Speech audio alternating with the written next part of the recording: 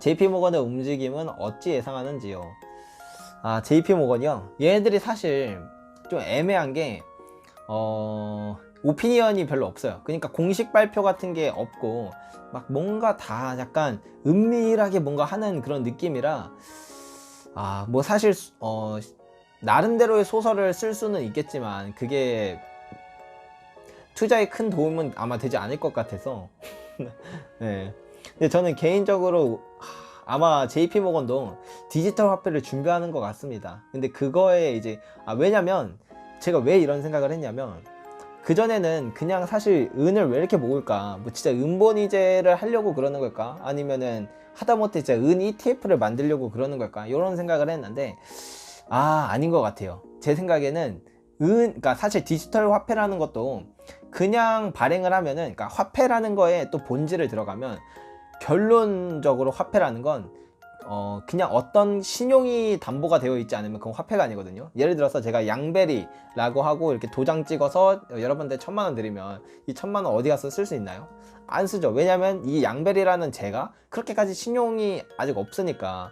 예를 들어 근데 만약에 삼성전자의 회장 이재용이 사인해서 내가 진짜 1년 뒤에 1년 뒤도 아니야, 일주일 뒤에 내가 100만원 주겠음, 이렇게 하면은 그 각서를 가지고 어디 가서 쓰려면 꽤 받아줄 때가 많다는 거죠. 그러면 나름대로 그거는 화폐의 역할을 할 수 있는 거예요. 그러니까 결론적으로 화폐는 신용이 담보가 되어야만 화폐인데, 그 신용을 담보로 하려면 뭘 신용으로 할 거냐, 나의 경제력이냐, 경제력이라고 함은 내가 1년 뒤 10년 뒤 벌어들일 그 돈, 이걸 담보로 할 거냐, 지금이 그거죠.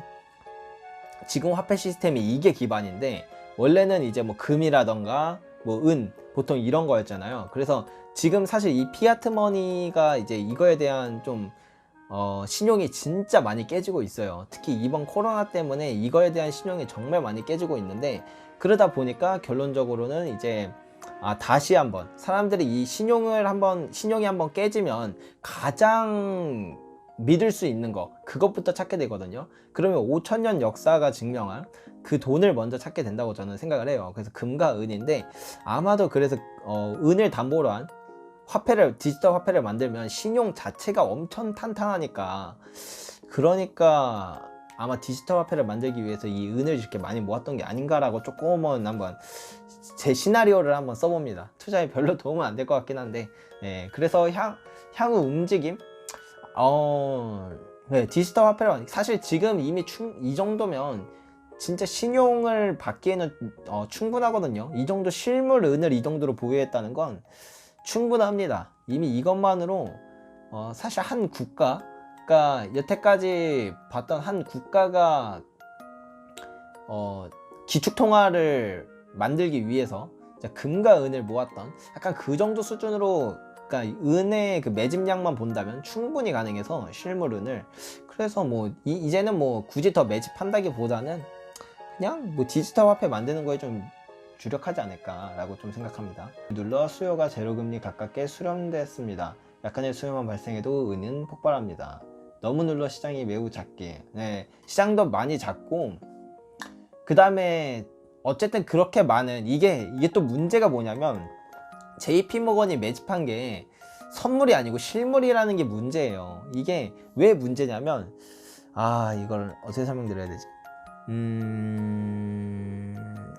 이렇게 설명하면 되겠다. 나무에서 열매가 막 100개, 1000개가 열리잖아요. 그러니까 나무를 하나 심으면 거기에서 이제 뭐 사과나무를 심으면 사과가 이제 뭐 100개가 열린다고 쳐요.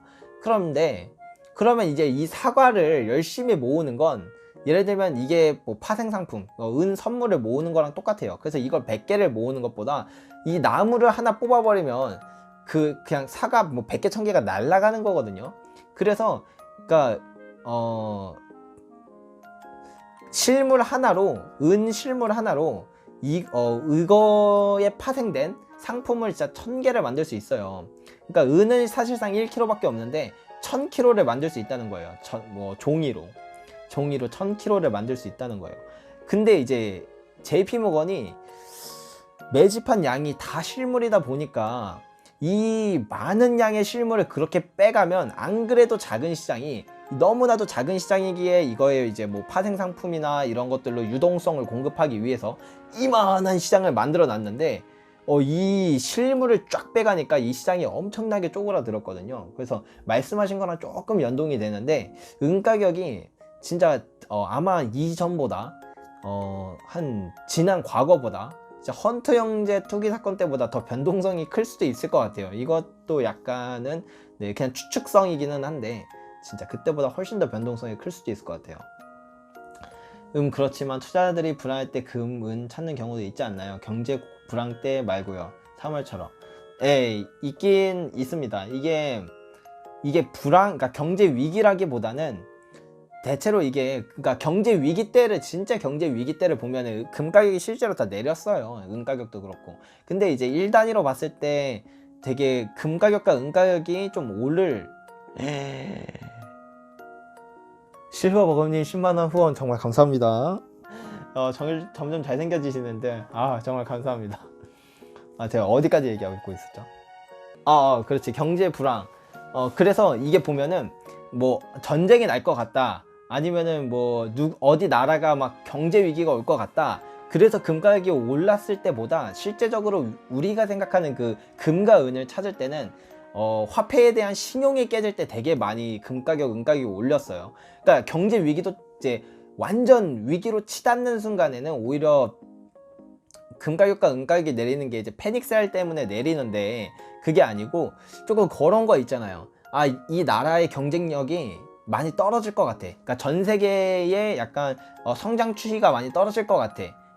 이렇다면은 이제 화폐의 가치가 더 떨어지겠지. 약간 이런 것들이랑 다 연결이 결국엔 되는 건데, 그러니까 이제 화폐에 대한 신뢰가 깨진다. 그러니까 본질로만 보면 그게 신뢰가 떨어진다 라고 생각을 하면 이제 그때 금과 은을 찾아서, 이게 위기랑은 조금 어떻게 사실 좀 비슷하다고 봐야 되나 라고 하면서도 조금 본질적으로 다른 게 그런 거예요. 네, 그렇습니다. 지금의 통화 시스템은 결코 견고하지 않은 지금 이미 이 통화 시스템은 무너졌고 버티기 들어감. 네, 좀 그런 부분이 있죠. JPM 코인 은을 연동하는 게 아닐까 저도 상상해 봅니다. 네, 좀 그게 가능성이 클 것 같아요. 아무리 봐도 그거 말고는 굳이 은을 모을 이유가 없어. 얘네들이 투자를 하려 그러면 사실 실물을 투자하는 게 되게 비효율적이거든요. 얘네 심지어 보관비도 장난 아닐 거고, 그리고 그 좋은 파생 상품 놔두고 굳이 실물을 모을 이유가 없단 말이에요.